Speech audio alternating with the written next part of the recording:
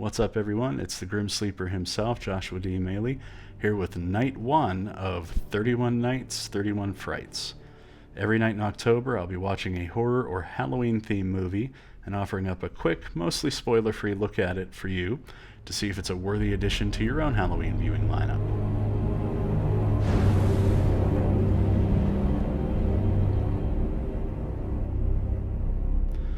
We're going to kick things off easy with a venerable classic, The Nightmare Before Christmas.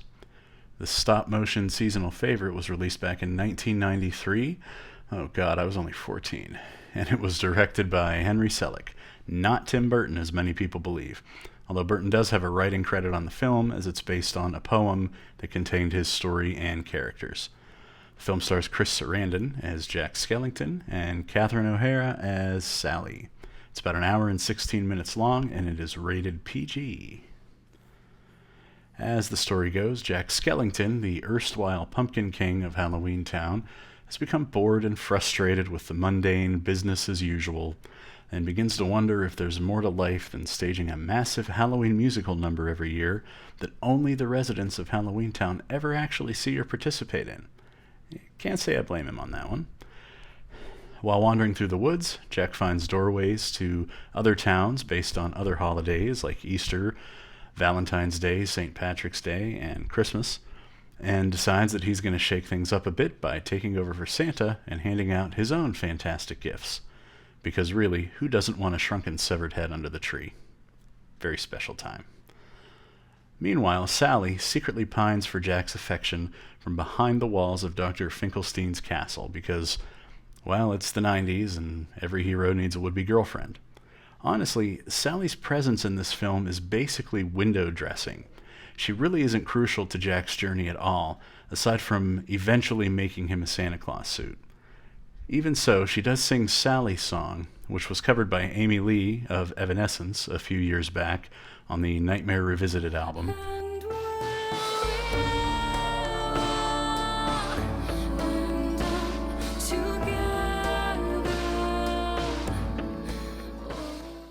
And, honestly, that more than makes up for Sally's very minor role in the film. Now, this film is regarded as an absolute classic, but does it actually hold up well?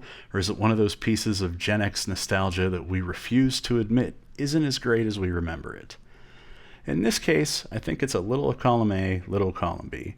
The songs are just as great as you probably remember, and of course the stop-motion animation holds up very well.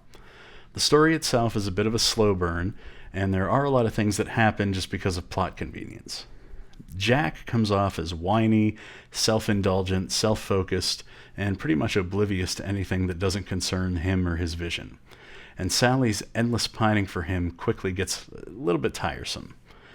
The two share so little screen time together, it's at first unclear if they even know each other, and their entire love story just kind of feels tacked on because it's expected to be there.